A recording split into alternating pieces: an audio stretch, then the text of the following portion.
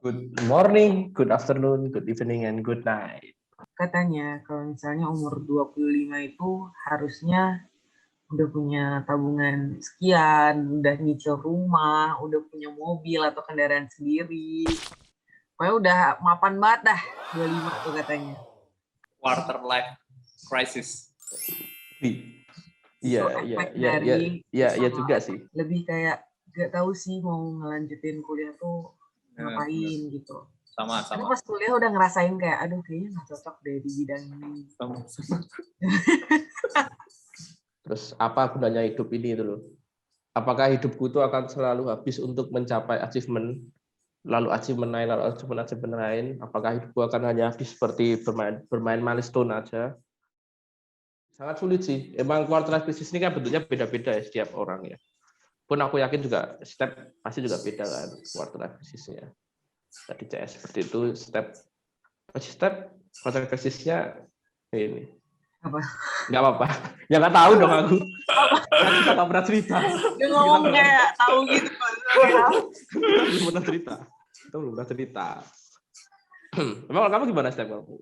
Ininya quarter life-nya. Apakah comparing juga? Enggak sih, aku tuh nggak pernah bisa gitu compare aku sama orang gitu. Karena aku selalu kayak, karena nih aku ngelihat orang achieve sesuatu gitu.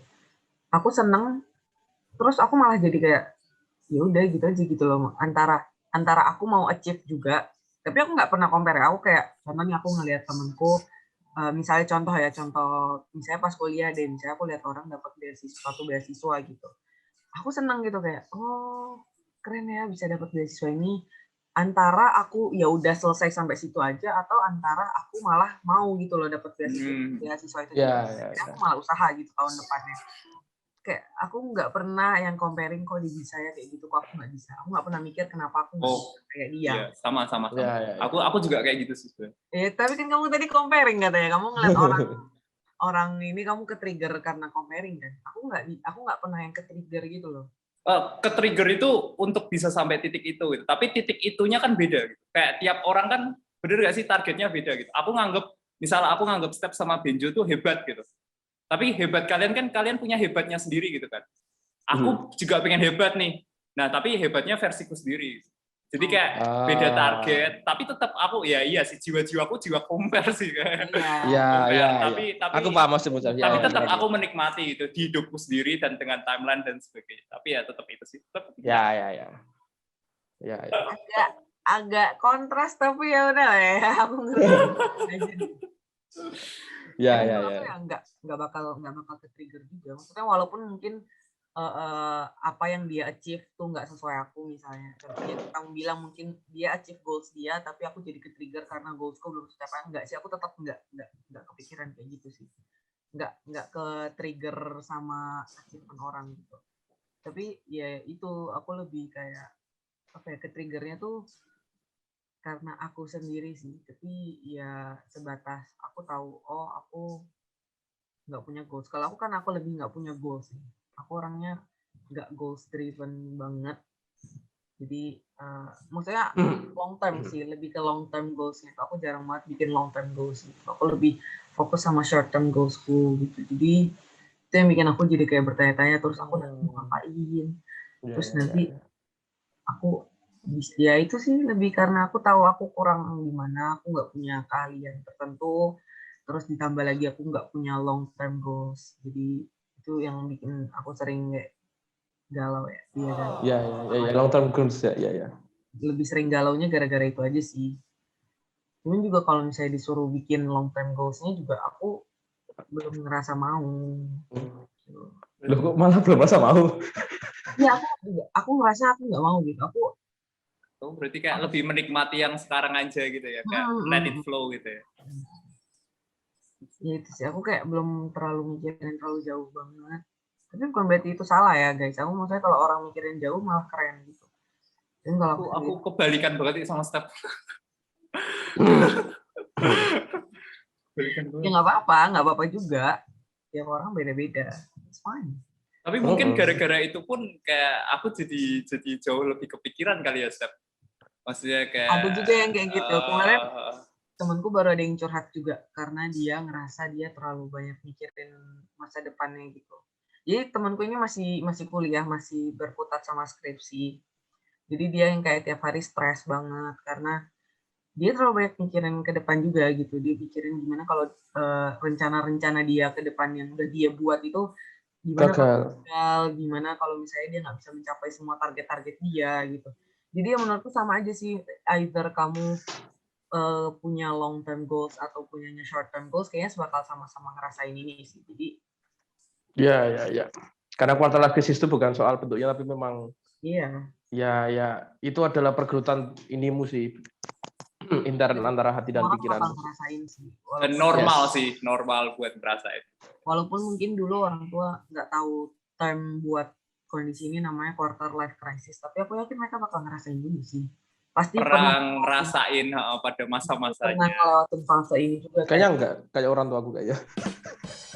Mungkin itu sih, mungkin termnya mereka bukan itu gitu dulu. Mungkin dulu mereka cuman gimana ya, aku ngerasa orang-orang dulu tuh lebih banyak kayak menepis gitu, kayak Iya sih. apaan sih. Padahal aku yakin mereka stres juga gitu loh, masalah hal yang sama gitu. Jadi mereka lebih kayak ya udah mau gimana lagi, atau mungkin mereka lebih punya support system yang kayak ya udah yuk bareng. Yes. Rasanya kalau dibandingin sama apa namanya levelnya orang tua kita sama kita dulu gitu. Zamannya mereka beda gitu. Thresholdnya mereka beda dengan kita. Beda zaman udah. Aku yakin semua pasti pernah ngerasain kayak gini. Mungkin sebenarnya letterku TV ini juga kebentuk karena quarter life crisis gak sih? Kayak quarter life crisismu. Oh iya. Quarter life crisismu. Quarter life crisis ACS. Iya. Karena kan tadi kamu bilang kayak habis ini mau ngapain gitu kan. Itu yang aku pikirin gitu. Ketika semua balik lagi sih, aku ngelihat ke lingkunganku sih. Lingkungan dengan latar belakang sama kayak kita, pendidikan kita di mana semua lebih prefer ke perusahaan, office dan sebagainya, pabrik, sedangkan aku bukan orang yang cocok di perusahaan. Kalau bidangnya sih, aku antusias untuk di bidang kuliner dan sebagainya, makanan, food tech kayak gitu-gitu antusias. Tapi untuk kerja di office itu aku nggak bisa. Gitu. Aku bukan tipe yang mungkin kerja di office gitu, terus harian pulang kayak gitu-gitu. Aku mending ya gitu sama-sama 8 jam, tapi aku mending kerja di dapur berdiri selama 8 jam kayak gitu. Aku prefer kayak gitu sih. Terus, nah di situ udah mulai compare kan berarti, maksudnya udah mulai ada pemikiran gitu. Aku nggak pengen kerja di perusahaan itu, aku pengen tetap ini. Tapi kan tetap ada resiko tuh, dari pemasukan, dari sebagainya tetap ada resiko. Nah, oke, masa kerjaan beres, aku keterima di sini. Kayak terus, apalagi nih, kamu mau habisin 1 tahun kamu cuma buat kerja gini? Yakin nih nggak ada lagi gitu. Kalau uang ya pasti dapat, maksudnya dari kerjaan ini. Tapi ada lagi nggak nih? Masa 1 tahun 2021 cuman kayak gini? Selesai. Maksudnya cuma ngabisin berapa 365 hari, seminggunya kerja 6 hari ya kan, full day kayak gitu-gitu, cuman mau kayak gitu. Terus akhirnya ya udah gitu. Aku harus bikin karya nih, maksudnya sih saya berkarya gitu kan. Jadi bekas nih tahun 2021 ngapain? Kita bentuk letterku TV channel kayak gitu. Nah, itu kan mind blowing. Itu kan wow gitu. Wow, man. Yeah. Jadi kayak 2021 tuh ada achievement-nya sendiri gitu loh. Iya. Selain kerja gitu. Selain kerja harian. Ya memang achievement itu perlu. Tapi Mas CS jangan lupa loh teori Maslow ya. Jadi sebelum mencapai achievement itu kamu harus memenuhi yang lain dulu dong. Fundamentalmu, ya kan? Sandang pangan papan, relasi, cinta itu harus dipenuhi dulu, nanti baru ke-4. Itu kan Maslow yang ke-4 kalau nggak salah. Achievement kehidupan itu nomor 4 dari 5. Faktor-faktor penyebab-penyebabnya banyak ya berarti ya. Oh iya, quarter life crisis ini sangat banyak. Maksudnya dari segi ekonomi, dari segi sosial, keluarga.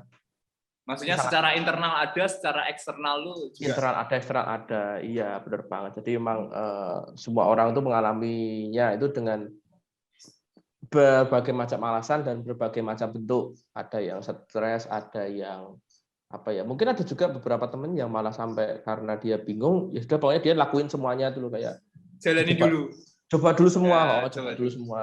Itu nggak ada. Pokoknya nanti ujungnya gimana ya udah dipikir belakangan, penting coba dulu semua biar dia tahu. Gitu-gitu. Ya memang dan waktunya berbeda-beda sih. Ada yang karena skripsi, ada yang karena ya kebanyakan karena skripsi sih. Tapi kalau Karena kita baru sampai situ kan kemarin kan. apa? Karena memang mungkin kita baru ngelaluin itu gitu. Jadi kayak Iya, bener-bener. Mungkin ke depan masih banyak lagi masih banyak. pernikahan ya kan. Tapi Ekonomi kan juga. kalau pernikahan itu kan, pernikahan itu masih quarter life crisis ding ya. Quarter life crisis sampai umur 30 ya. Ya. Itu aku sebelumnya di Indonesia gitu sih. Kayak ya. Aku pernah nge-search tuh di internet.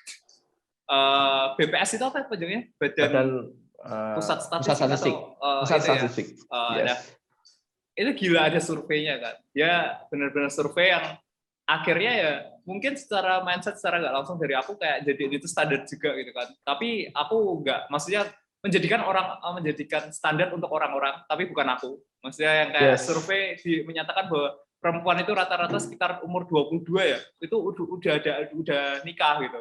Kalau yang laki-laki umur 25 atau 27 kayak gitu itu udah nikah kayak gitu. Yang aku kayak nikah berarti. jadi kayak aku yang termasuk golongan yang aku mau nikah kapan aja itu kayak ya it's fine gitu. Kayak aku harus men-secure diriku sendiri, menggaranti diriku sendiri untuk bisa hidup sendiri, mandiri, lalu baru menimang orang kayak gitu sih kalau aku. Quarter life crisis banget sih itu. Ya, tapi memang ya sekali lagi sih apapun permasalahannya tentang quarter life crisis, apapun itu background-nya, ya yang penting adalah how to solve-nya, how to handle-nya sih. Bagaimana teman-teman melakukan rilisnya, output-nya seperti apa. Dari yang aku baca-baca, dari yang aku belajar juga, tuh kita mungkin ngambil dari yang kayak apa Benjo bilang kali ya, kalau misalnya triggernya ada dari internal eksternal, menurutku solusinya juga ada dari internal eksternal. Internalnya itu lebih kayak kita harus lebih kenal diri sendiri. Ya, kita harus tahu kita tuh sebenarnya sukanya ngapain, nyamannya ngapain, terus apa yang kita nggak bisa juga apa aja gitu yang kita nggak bisa, lebih ke embrace diri sendiri aja sih, kayak self care, kayak ya udah kalau aku bisa ini aku bakal fokus ini, kalau aku nggak bisa ya udah, kalau aku mau belajar ya belajar gitu. Kalau dari eksternal menurutku lebih mengelilingi diri sendiri dengan orang-orang yang suportif sih. Benar. Entah mereka suportif atau mungkin suportif itu kan macam-macam juga ya, entah mereka jadi mental support atau mungkin mereka jadi acuan gitu buat kita mengelilingi diri kita sama orang-orang yang sukses mungkin, atau orang yang suka bekerja atau apa, tergantung sama apa yang kita suka juga gitu. Jadi mereka bisa dukung kita, mereka yang bisa jadi panutan kita buat aku harus kayak dia gitu. Kita surround ourselves with people yang bisa bantu kita grow sih. Menurutku itu sih. Penting sih itu. Nah, tapi itu sangat sulit sih. Ya, saya akuin selama perjalanan hidup saya melewati quarter life crisis itu cukup sulit sih menghidupi melewati itu. Ya, tapi ya yang ada ya namanya manusia hanya bisa mencoba dan berusaha. Jadi ya ini what doesn't kill you make you stronger. Itu lirik lagu sih. Itu sih paling mantap. Nggak saya Cas gak tahu gitu. Iya makanya Cas kamu itu udah nggak tahu Truman Show, nggak tahu lirik itu. Ayolah Cas kamu tuh mau jadi YouTuber. Ya kan aku punya orang-orang di sekelilingku yang bisa support gitu kan. Kalian tahu, lama-lama aku juga tahu gitu. Benar banget belajar. Iya. Belajar dari orang lain. Tadi walaupun habis kalian bahas itu terus akhirnya nggak bahas lagi, tapi aku baru tahu, nggak apa-apa. Iya.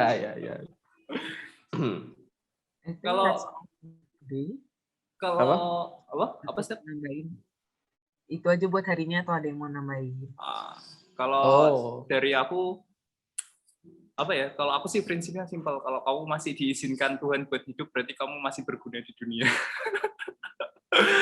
Jadi kayak apapun yang kamu pikirin yang kayak kamu jadi beban pikiran atau ya udah gitu, setidaknya kamu masih hidup, terus kayak kamu masih ada gunanya kok, cuman belum ketahuan ada gunanya apa. Jadi kayak bikin podcast gunanya. soalnya kayak ya kalau memang karena ada yang beberapa yang menganggap quarter life crisis terus kayak jadi kayak oke, aku sudah seperempat abad hidup, hampir seperempat abad hidup mungkin atau di kisaran umur ini, tapi kayak aku belum ngapain, belum achieve apa, lihat. Tapi kan kayak ya terus jadi malah pemikirannya malah kayak buat apa sih aku hidup? Itu kan paling buruknya sampai mikir gitu. Dan aku percaya sih kayaknya Step juga pernah mikir kayak gitu. Ya. Oh enggak ya? Enggak. Kau pernah mikir kayak gitu buat apa, kayak buat apa kita hidup kayak gitu enggak? Oh ya pernah dong, menanyakan eksistensi manusia. Nah, maksudnya kayak gitu sih. Jadi berat banget sih omongan kalian ini. Nah, iya, maksudnya ada pasti orang yang mikir kayak gitu, dan sedangkan ya buktinya kalian masih hidup gitu. Pasti kalian masih ada gunanya kok gitu. Tinggal ya itu kesempatan, aku percaya kayak kesempatan orang itu memang beda-beda sih. Tapi menurutku dunia cukup adil untuk membagi kesempatan. Ketika memang kita nggak bisa melihat kesempatan itu atau memang nggak ada, kita ngomong nggak ada kesempatan, kenapa nggak kita buat sendiri kesempatan dari kita sendiri? Gitu. Kita yang buat pilihan, kita yang buat kesempatan. Wah, lengkap banget pokoknya. Kamu gitu udah siapin kayaknya teksnya. Kamu keren sih, Jess. Kamu sindrom banget gak sih, harus banget. Nggak pakai skrip. Aku cuma dengerin tuh dari itu Step. Kayak selalu harus ada gitu. Irgasem banget sih tadi sih. Kata-kata motivasi. Gitu sih dari aku. Kalau dari aku gitu. Kalau dari aku semua dari CS. Lengkap soalnya. Ya, pokoknya apapun itu stay alive. Kalian harus merasakan dan melewatinya karena aku tahu kalian semua pasti bisa. Ya, gitulah. Oke. Kalau begitu, karena kita terburu-buru karena ada COVID. Terus apa hubungannya ya kan? Jangan lupa subscribe, like, and share. Komen, dislike boleh, tapi kasih alasannya. Jangan lupa follow Instagram kita juga di Instagram kita @letterku.tv. Letterku.tv. Yes, di follow, ada konten-konten menarik seputar kehidupan. Adalah. Ya, stay safe, sehat selalu teman-teman dimanapun kalian berada, and see you on the next episode. Goodbye. Bye.